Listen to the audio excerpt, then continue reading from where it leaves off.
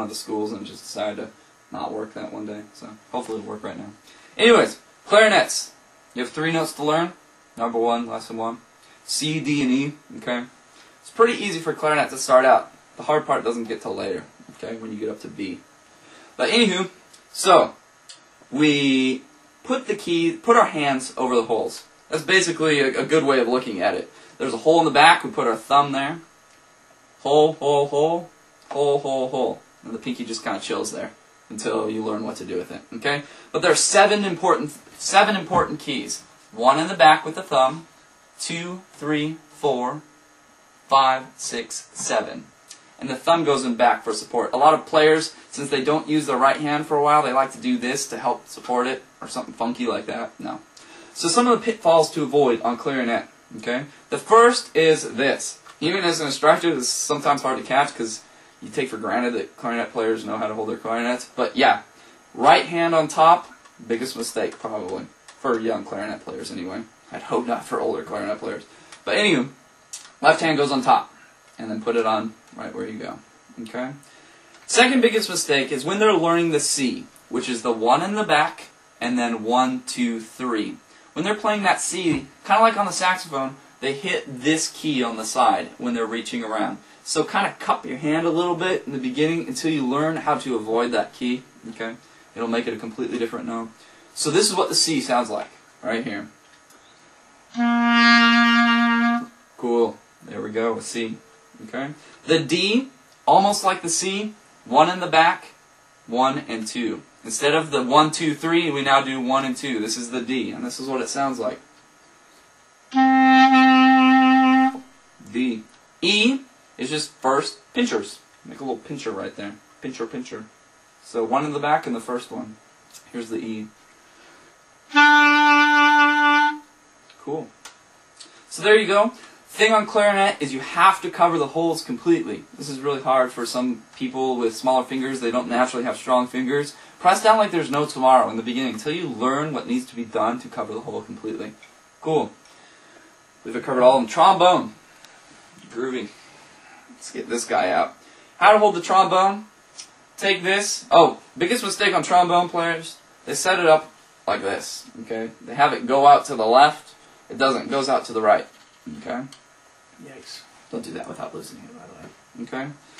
Trombone players, you grab it like this. You kind of come in, hook it, bring your fingers in between, and pointer across.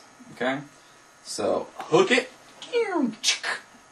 fingers down, pointer across. Okay? Now my trombone is broken. I was trying it out, and it has some, an animal in it, seems like. But I'm not that great at trombone anyway. So hopefully I'll get this thing repaired and play it for you next week, which I will. Okay? Or borrow one of yours. Maybe. I don't know. Depends where I shoot this thing. Now you know what I do on Saturday nights at, gosh, what time is it? At midnight. Yeah, so this is my life, basically. Yeah. So anywho, trombone. First note is a B flat. Oh, one other thing. How we hold the slide. A lot of people just grab it like a fist and they're like, yeah, I'm moving the slide, yeah. But kind of give a little, hold it with like the tips of the fingers. It kind of gives a little grace to it, if you will. Okay. So low B flat, first position. Okay. First position is all the way in. You'll see that the next to that B flat is written first or first position. I can't remember which I did. But yeah, so all the way in. Sounds like this. Cool. The second note is a C, and it's sixth position, out about that far. Okay.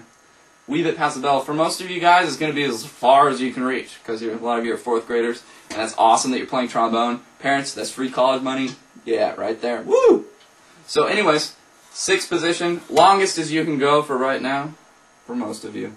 Okay?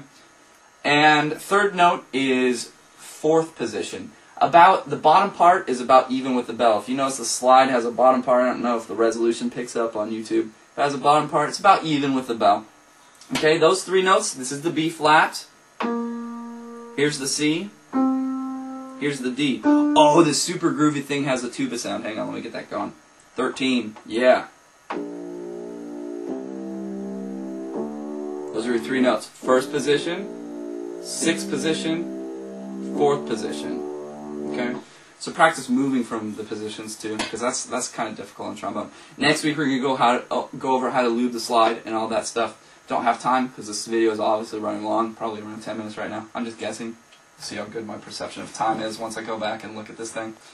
But yeah, so one thing to avoid for all instruments is puffing your cheeks. Pick up the trumpet, because trumpet is the best instrument. Not really, okay. I say that about all the instruments.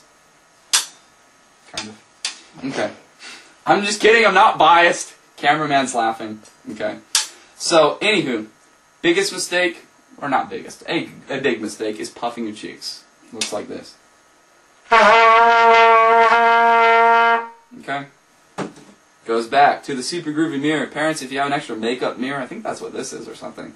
But yeah, maybe give it to them, something they can tuck into their case, and hopefully, I don't know how good they will be at returning it. Some things, oh yeah, announcements. For chair auditions, they're going to be the week of the 22nd, October 22nd. So that week, whatever day that your band class falls on, that is going to be auditions. Now I got a cool thing going. I spent a whole lot of money on this thing. And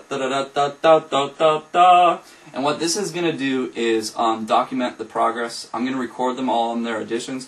Hopefully we'll create a very positive atmosphere about the whole audition process. Not a lot of pressure and, okay if we make mistakes, that type of thing. But this, what I'm going to do is provide a CD documenting the progress that you or your child makes throughout the year. So that's a cool thing. Stores it electronically. Each person has their own folder that I can keep adding to. It's real easy to use. Cool. I'm not endorsed by this or anything. It's kind of cool though. Next thing, something that can help help you succeed is a tuner. This tells you if you're playing in tune. Let me demonstrate out of tune. You'll notice that the pitch, I'll start correct pitch, holding it steady, hopefully. Holding it steady. Then I'll go flat, a little down, and then back up. Listen to that really quick.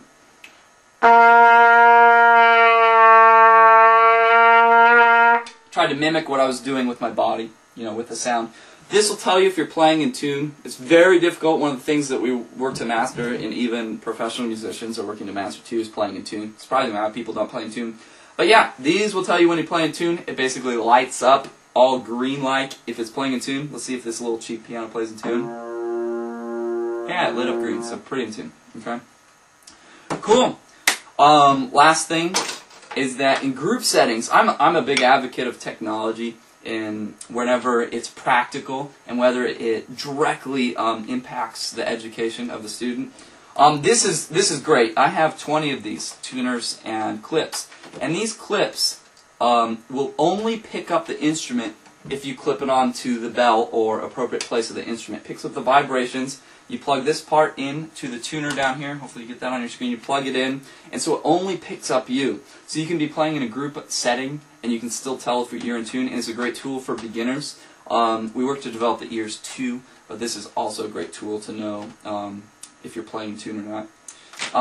But anyways, yes, I hope you enjoyed this. Hopefully I didn't have to break it up into too many parts on YouTube because I rambled so much. And I'll probably forget of 50 things I want to say, which I'll include in my weekly email to parents.